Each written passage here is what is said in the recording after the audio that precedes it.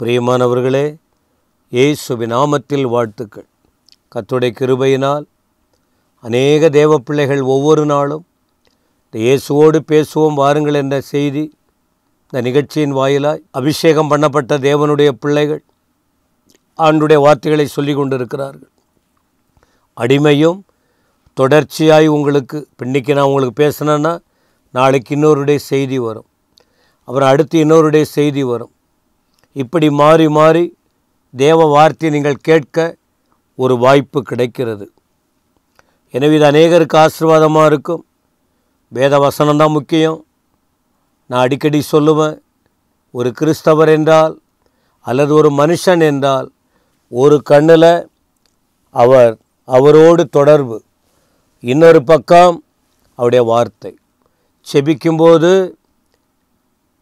நாம் அவரோடு பேசுகிறோம், நம்முடைய பாரங்களை அவர் மேலே இறக்கி வைக்கிறோம்.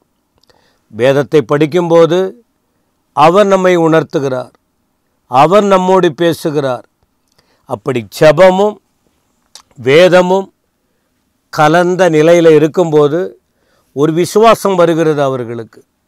ஆண்டவர் உயிரோடு இருக்கிறார், அவர் எல்லாம் பார்த்து கொள்ளுவார், எனக்கு இந்த உலகத்தில் எதற்கும் பிரச்சனை இல்லை, அவர் அற்புதமாக எங்களை நடத்துவார் என்ற நம்பிக்கை ஆண்டவர் மேலே பெருகும்.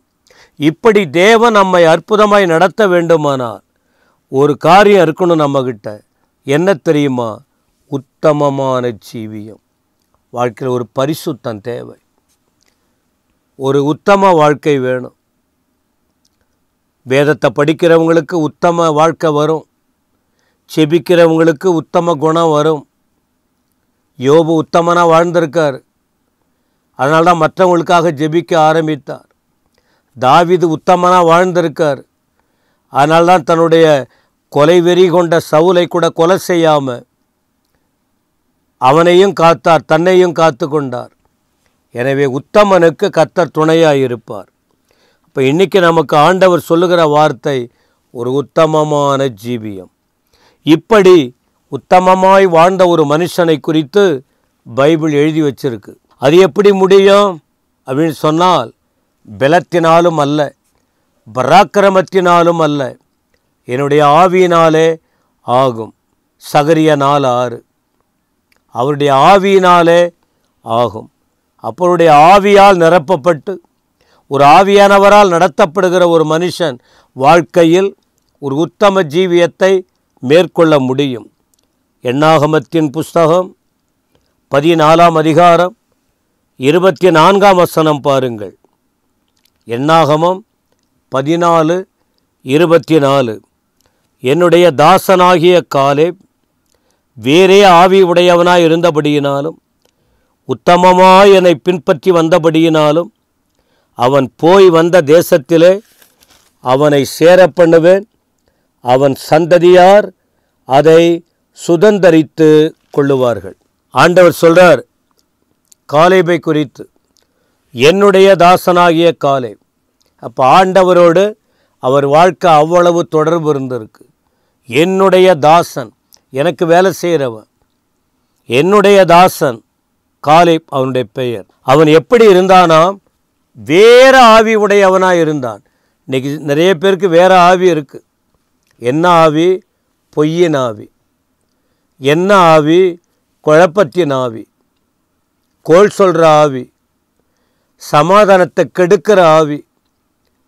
இந்த ஆவி குடும்பத்தையே உடைச்சிருவாங்க, புருஷன் மனைவியை பிரிச்சிருவாங்க, சபையை உடைச்சிருவாங்க, நண்பர்களை உடைச்சிருவாங்க, ஒட்டி போகவே மாட்டாங்க, ஐக்கியமாக இருக்கவே மாட்டாங்க. ஒரே ஒரு சின்ன வார்த்தை போதும், அதை பெருசாக ஊதி பெருசாக பண்ணி, அதை பற்றி அவங்களுக்கு பிரச்சனையே இல்லை. ஏன்னா அவங்ககிட்ட வேறு ஆவி இருக்குது, இந்த ஆவி இல்லை. அந்த ஆவி இருக்கிறவங்க பாவம் செய்வாங்க, அந்த ஆவி இருக்கிறவங்க சண்டை போடுவாங்க, அந்த ஆவி இருக்கிறவங்க பிடிவாதமாக இருப்பாங்க, அந்த ஆவி இருக்கிறவங்க எதை வேண்டாலும் செய்வாங்க, மனசாட்சியே இருக்காது. ஆனால் இங்கே ஒரு மனுஷனுக்கு ஒரு ஆவி இருக்குது, வேறே ஆவி. என்ன ஆவி?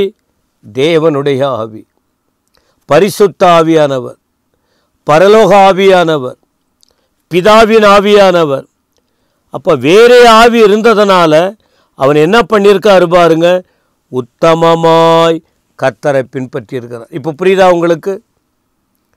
வேறே ஆவி, தேவனுடைய ஆவி யாருக்கு இருக்கோ அவங்க உத்தமமான வாழ்க்கை வாழ்வாங்க. உத்தமமான வாழ்க்கைன்னா என்ன? யாருக்கும் இடைஞ்சலாக இருக்க மாட்டாங்க, யாரை பற்றியும் பேச மாட்டாங்க, யாரு கூடவும் குழப்பம் பண்ண மாட்டாங்க, யாரு கூடவும் பிரிவினையாக பிடிவாதமாக இருக்க மாட்டாங்க. இந்த வார்த்தையை கேட்கிற ஜனங்களே, நீங்கள் எப்படி இருக்கீங்க? எத்தனை வருஷம் ஆச்சு? நீங்கள் என்ன காலை வாழ்ந்த காலத்திலேயே வாழுறீங்க? இந்த நாட்களை ஆண்டவர் இயேசு நமக்காக ஜீவனை கொடுத்துருக்கிறார், நமக்காக ஆவியானவர் இருக்கிறார், நமக்கு வசனம் தெளிவாக இருக்குது, நமக்கு பரிசுத்த ஆவியானுடைய பலன் இருக்குது. இந்த அனுபவத்துக்குள்ளே நமக்காக சபை இருக்குது, தெளிவான போதனை கற்றுக் கொடுக்கப்படுகிறது. நம்ம வாழ்க்கை எப்படி இருக்குது யோசித்து பாருங்க. வேதம் சொல்லுகிற இந்த நல்ல ஆவியா, இல்லை தேவனுக்கு விரோதமாய் செயல்படுகிற அந்த கெட்ட ஆவியா? அது உங்களுக்கு ஆபத்தில் கொண்டு போயிடும் தம்பி, சகோதரா. உங்கள் வாழ்க்கையை கெடுத்துரும். ரொம்ப ஜாக்கிரதையாக இருக்கணும். ரொம்ப விளையாட்டுத்தனமாக பண்ணுறீங்க, ரொம்ப ஈஸியாக எடுத்துக்கிறீங்க, எல்லாத்தையும் மனசாட்சி இல்லாத பண்ணிக்கிட்டு இருக்கீங்க. அது வேறே ஆவி உங்களை வழி தப்பி பிரியா பண்ணியிருக்கு. சவுல் மேலே வேறு ஆவி வந்தது. ஏற்கனவே ஆண்டவருக்காக ஒப்பு கொடுத்த மனுஷன் சவுல், பழைய ஏற்பாட்டில் வேறு ஆவி வந்தது. என்ன பண்ணான் தெரியுமா? ஈட்டியை கையில் எடுக்கிறான், நல்லவனை குத்த ஆரம்பிக்கிறான். நல்லவன் பார்க்க மாட்டான், கெட்டவன் ஒன்றில் ரெண்டு பார்ப்போம். நான் தான் பேசுவேன், நான் அப்படி தான் பண்ணுவேன், நான் இதான் செய்வேன், நான் அவனை விடமாட்டேன், நான் சமாதானமாக விடமாட்டேன், நான் இதை பண்ண மாட்டேன், இப்படி பண்ணிக்கிட்டு இருப்பாங்க. இது கெட்ட ஆவி உங்கள்கிட்ட இருக்காது. இந்த செய்தியின் மூலமாக மாற்றிங்க. நீங்கள் மாற்றலைன்னா உன் குடும்பம் பாதிக்கப்படும், உன் எதிர்காலம் பாதிக்கப்படும், உங்களுடைய எல்லாமே பாதிக்கப்படும். ஆனால் இங்கே வேறு ஆவி, தெய்வ ஆவி. அப்படி இருந்ததுனால உத்தமமாய் கர்த்தரை பின்பற்றினார்.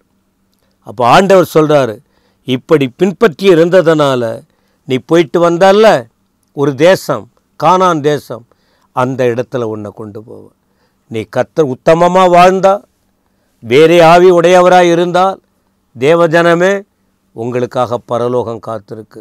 பரலோகம் வேணுமா, நரகம் வேணுமா, ஆண்டவர் வேணுமா, சாத்தான் இருக்கிற இடம் வேணுமா? எதை தெரிஞ்சிக்க போகிறீங்க? நீங்கள் எந்த வழியில் போய்கிட்டு இருக்கீங்க? மாற்றிக்கொள்ளுங்க. வேதத்தை கர்த்தர் கொடுத்துருக்காரு, மனசாட்சியை கர்த்தர் கொடுத்துருக்கிறாரு. உங்களால் யாரும் பாதிக்கக்கூடாது, யாரும் வேதனைக்கு நீ காரணமாக இருக்க வேணாம்.